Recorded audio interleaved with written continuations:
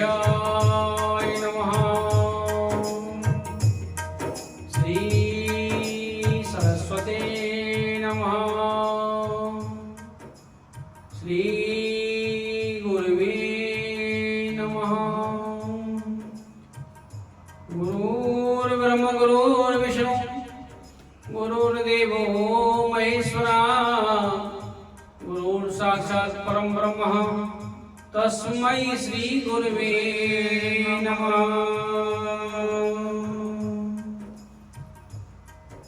बरसाने की राधिका नंदगांव के श्याम, उन दोनों के चरणन में मेरी कोटि कोटि प्रणाम, मेरी बार बार प्रणाम। बोलो वृंदावन बांके बिहारी लाल की जय, राधा रानी की जय, गिरिराज महाराज की जय, भोले बाबा की जय, सियावर रामचंद्र की जय। सभी को जय श्री राधे, जय श्री कृष्ण। विगत शनिवार से ऐसे ही आज भी हम ठाकुर जी की सेवा में उपस्थित हर शनिवार की भांति यहाँ हैम्बर्ग जर्मनी के श्री हिंदू मंदिर में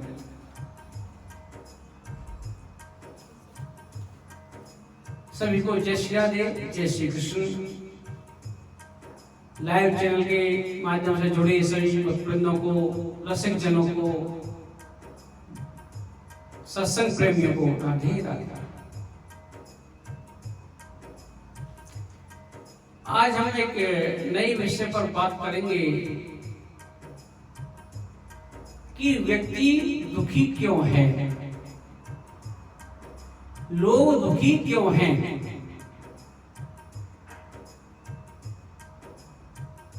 अपने बारे में सोचना जरूर कि हम दुखी क्यों हैं।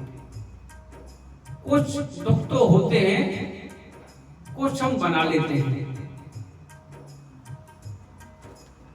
दुख होते हैं, बना कैसे लेते हैं? जैसे कि हमारी स्टूडेंट लाइफ होती है, विद्यार्थी जीवन होता है कि उसके मार्क्स ज्यादा आ गए, मेरे मार्क्स कम आए, इसलिए दुखी है। चाहे वो दोस्त ही क्यों ना हो, कि मुझसे ये ज्यादा तरक्की कर जाएगा, शायद मैं ना कर पाऊंगा। इन सबका एक ही कारण है, वो बताऊंगा। बड़े होने पर किसी ने जॉब प्रारंभ की, किसी ने अपना बिजनेस प्रारंभ किया, चाहे दोस्तों ने मिलकर।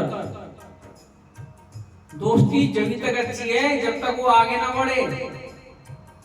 अगर वो आगे बढ़ना प्रारंभ कर देता है तो वह ईर्ष्या, द्वेष, जलन पैदा हो जाता है। चाहे वो बिजनेस में हो, चाहे वो जॉब में हो, नौकरी में। इन सब का एक ही कारण है कि हम आगे अपने से ज्यादा किसी को देखना नहीं चाहते। और ये हमको पता होना चाहिए, और पता भी है लोगों को। हर व्यक्ति अपना प्रारब्ध लिखवा कर लाता है। ये जो हमारे हाथ में जो रेखाएं होती है ना, पूरा जीवन इसके हिसाब से चलता है। हाँ, मनुष्य जन्म में आप कर्मों के हिसाब से भाग्य बदल सकते हैं, लेकिन कुछ चीजें प्रारब्ध के अनुसार हमें मिलती हैं। आजकल भी आप उदाहरण दे सकते हो, एग्जाम्पल दे सकते हो। एक ही परिवार में दोनों भाइयों ने बिजनेस प्रारंभ किया, एक भाई सक्सेस हो गया, एक भाई सक्सेस नहीं हुआ। कारण क्या था? क्वालिटी तो उसकी भी अच्छी थी। प्रारब्ध, हमारा पिछला प्रारब्ध रहता है हमारे साथ। पिछले जन्मों के संचित कर्म अच्छे और बुरे, उसकी वजह से हम सुख और दुख पाते हैं।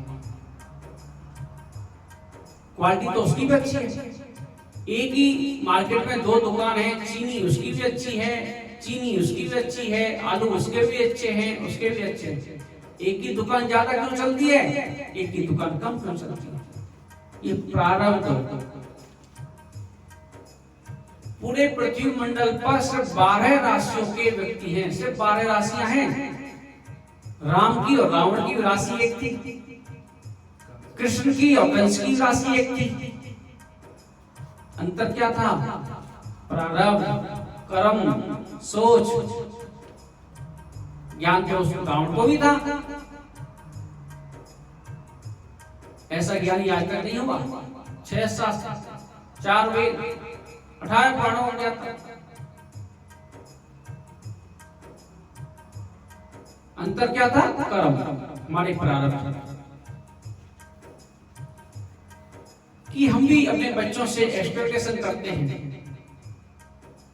माता पिता बच्चों से करता है कि मेरा बच्चा भी सक्सेस हो जाए, सफल हो जाए, लेकिन नहीं हो पाता है। और बहुत से कम प्रयास में ही सफल हो जाते हैं। सब अपना लिखवा कर लाते हैं, सिर्फ हमें कर्म करना पड़ता है। श्री कृष्ण भगवान ने अर्जुन को कुरुक्षेत्र में यही गीता का उपदेश दिया था, सिर्फ कर्म करने में तेरा अधिकार है।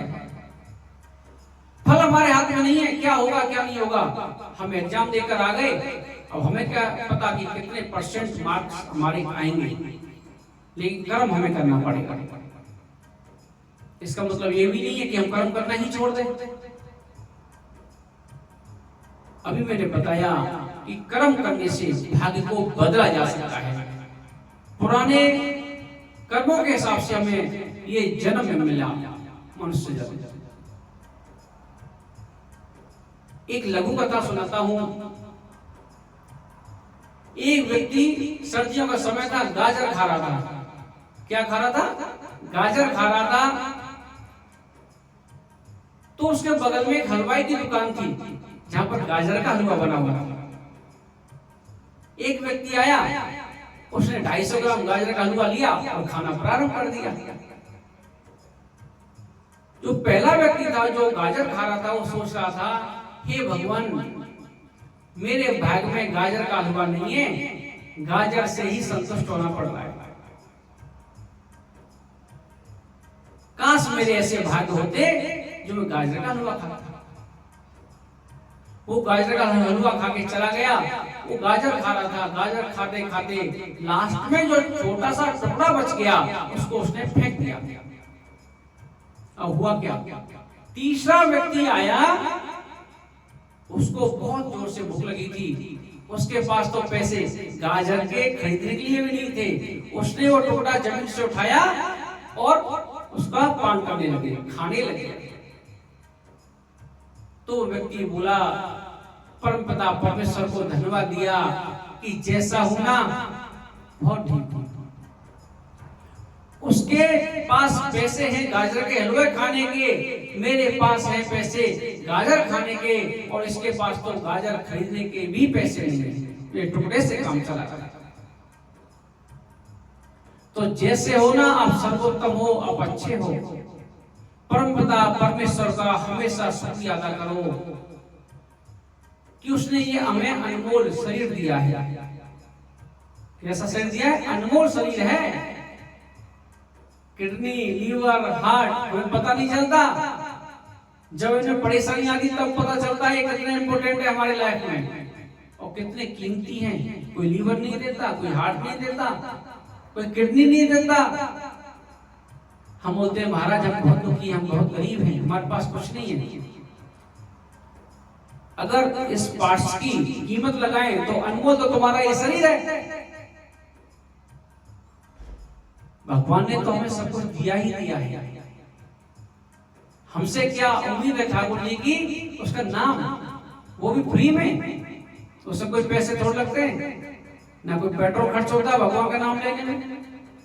गाड़ी थोड़ी स्टार्ट करनी है, चलते फिरते उठते बैठते खाते पीते सोते जागते उसका नाम करते रहो, चिंतन करते रहते रहो। परमपिता परमेश्वर हर समय ऊपर वाले का धन्यवाद बोलो,